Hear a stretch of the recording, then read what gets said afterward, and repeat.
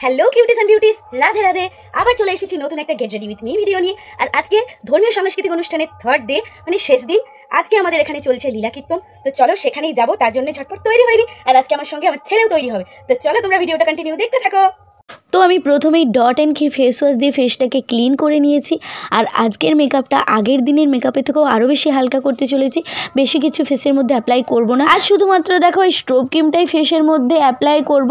কেন জানি আমার আর অন্য কোনো কিছুই আজকে মুখের মধ্যে মাখতে ইচ্ছেই করছে না, তাই হালকা হালকা করে আমি স্ট্রোব ক্রিমটা ফেসের মধ্যে অ্যাপ্লাই করে নিচ্ছি। আর পার্সোনালি স্ট্রোব ক্রিমটা আমার ভীষণই ভালো লাগে। ক্রিমটা যেমন লাইট ওয়েট, সহজেই ফেসের মধ্যে মিশে যায়। আর এটা মাখার পরে না ফেসটা তো সফট হয়েই যায়, সাথে ফেসটা ভালোই গ্লো করতে থাকে। আর সত্যি বলছি, এই স্ট্রোব ক্রিমটা ইউজ করার পরে ফেসের মধ্যে একটা আলাদা রকমের গ্লো দেয়। দেখো সামনের থেকে দেখলেই বুঝতে পারবে, দারুণ গ্লো করছে। যাই হোক, আমি কিন্তু আজকে আর ফাউন্ডেশন অ্যাপ্লাই করছি না ফেসের মধ্যে, একদম হালকার উপর দিয়ে মেকআপটা কমপ্লিট করতে চলেছি। তো চলো নেক্সট দেখতে। কাজল ছাড়া চোখটা কেমন ফাঁকা ফাঁকা লাগে, তাই দেখো আমি ব্লু হেভেনের কাজল নিয়ে নিয়েছি। আজকে ফেসেস কানাডার কাজল আমি ইউজ করছি না। এই দেখো চোখটা দেখলেই মনে হবে যেন আমি কাজল পরেই রয়েছি, কিন্তু না, কালকের কাজলটাই ঠিকমতো ওঠেনি। আমি তুলেছিলাম, তাও আগের দিন কাজল পরলে পরের দিন চোখটা এরকম একটু কালো কালো লাগে। যাই হোক, আমি খুব গাঢ় করে আজকে কাজলটা পরছি। দেখো কাজল পরার পরে চোখটা কিন্তু আরও বেশি সুন্দর লাগছে।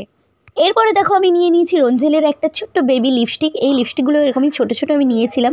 দারুণ কিউট, আর কালারগুলো দারুণ মিষ্টি। প্রত্যেকটা কালারই ম্যাট ফিনিশ দেয়, আমার তো খুবই ভালো লাগে। তাই এর মধ্যে থেকে আমি পার্পেল কালারটা নিয়েছি, কারণ শাড়ি আমি পরছি পার্পেল, তাই পার্পেল কালারটাই আমি ইউজ করছি। এরপরে আমি নিয়ে নিয়েছি একটা মঙ্গলসূত্র সেট, যার মধ্যে ম্যাচ করে ইয়াররিংও রয়েছে, যেটা আমার কাছে খুবই প্রিয়, কারণ এটা আমার প্রিয় মানুষ আমাকে গিফট করেছিল। এই মঙ্গলসূত্র সেটটাও ফ্লিপকার্ট থেকেই নিয়েছিল, কারণ ফ্লিপকার্ট থেকে পার্সেলটা আমার কাছে ডাইরেক্ট এসেছিল। আমি মনে করি নিজের প্রিয় মানুষের দেওয়া যে কোনো ছোট বড় উপহারই সব থেকে প্রিয় আর দামি হয়। সে যাই হোক, আমার প্রিয় মানুষের দেওয়া এই মঙ্গলসূত্রের সেটটা পরে আমাকে কেমন লাগছে কমেন্ট করে জানাতে ভুলো না কিন্তু।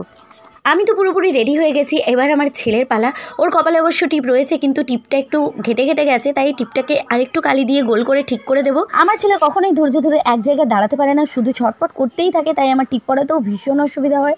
টিপ কেন, জামা কাপড় পরাতে গেলেও এরকমই অসুবিধা করে, এক জায়গায় স্থিরভাবে দাঁড়াতেই পারে না, এদিক ওদিক দৌড় দেয়। এখনও টিপ পরাতে পরাতে কতবার যে চলে গেছিলো তার কোনো ঠিক ঠিকানা। টিপ পরাতে গিয়ে বারবার দৌড়ে চলে যাচ্ছিলো এদিক ওদিক। ফাইনালি ওকে ধরে টিপটা পরিয়ে এখন পাউডারটা দিয়ে দিয়েছি। আর ওর পাউডারের কেসটা না কোথায় রেখে দিয়েছি আমার ঠিকঠাক মনে পড়ছে না, তাই হাত দিয়ে আপাতত কাজটা চালিয়ে নিচ্ছে। আর গলার মধ্যে পাউডার দিলে ভীষণ সুরসুরি লাগে, হয় হাসতে থাকে না হলে কান্না করতে থাকে। আর আমার বাচ্চার মতো কার বাড়িতে এরকম দুষ্টু বাচ্চা রয়েছে যাদের সামলাতে গিয়ে মায়েদের হিমশিম অবস্থা হয়ে যায়, অবশ্যই কমেন্ট করে জানিও। আর আজকে আমি পরছি এই পার্পেল কালারের গোল্ডেন পার দেওয়া এই শাড়িটা, যেটা আমি ফ্লিপকার্ট থেকে কিনেছিলাম আজ থেকে 4 বছর আগে।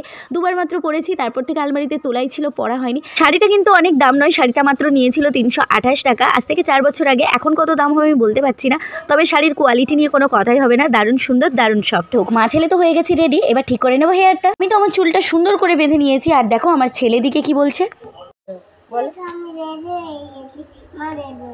এগিয়ে এসো, এগিয়ে দেখো। আমি সুন্দর করে পরিপাটি করে চুল আঁচড়ে নিয়েছি। এবার ছেলের চুলটাও সুন্দর করে আঁচড়ে দিচ্ছি, কিন্তু ধৈর্য ধরে বসছেই না, ছটপট করছে, কোল থেকে নেমে যাচ্ছে, কোনো কিছুতেই ধৈর্য ধরে না। যাই হোক, ফাইনালি ও চুলটাও আঁচড়ে দিয়েছি। আর আমার মা দিদা অনেকক্ষণ আগেই যেহেতু রেডি হয়ে গেছে, তাই আমাদের বারবার বলছে তাড়াতাড়ি করে এবার বের হ।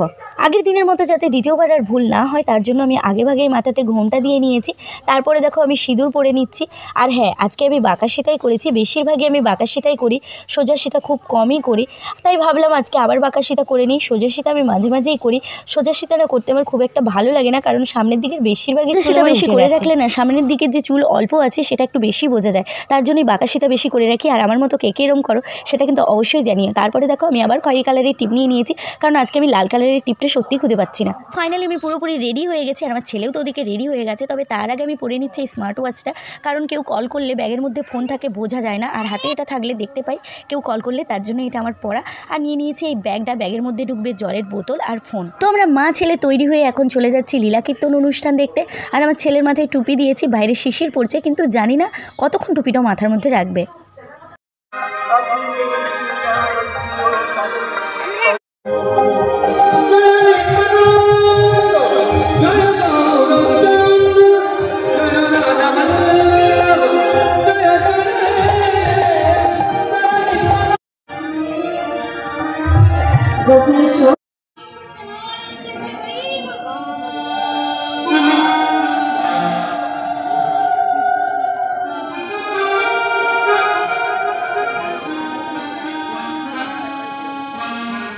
গৌর সুন্দর মা আজকে ওই গম্ভীরা মন্দিরে লীলা প্রকাশ করছে। তা কেমন ভাবে লীলা প্রকাশ করছে, তাই আমার বৈষ্ণব কবি মহাজন বললে ওই গম্ভীরাম মায়ের কাছে ধীরে গোরা গম্ভীরাম ধীরে গোরা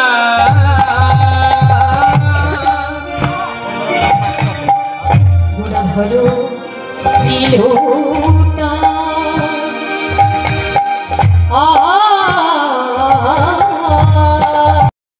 রামানন্দের শুনি প্রভু রাত্র দিনে ভোগ করে করুণা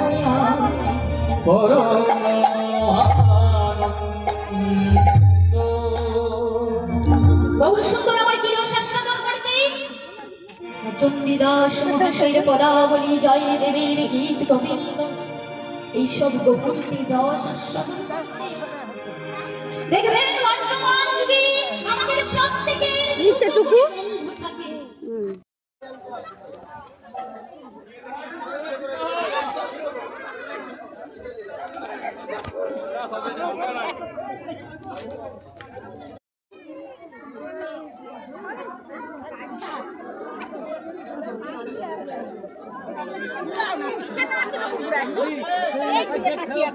আপনারা কেউ চলে যাবেন না, আমাদের প্রসাদের ব্যবস্থা আছে, আপনারা একটু প্রসাদ সেবন করে যাবেন। আর আজকে প্রসাদে ছিল খিচুড়ি, সব রকম দিয়ে তৈরি একটা বাগান চচ্চড়ির সবজি। যাই হোক, সবাই খাওয়া দাওয়া করে এখন চলে যাচ্ছি বাড়ি। আর আজকের মতো সবাইকে টাটা। ভিডিওটা কেমন লাগলো অবশ্যই কিন্তু কমেন্ট করে জানিও। এখন বাজে 10।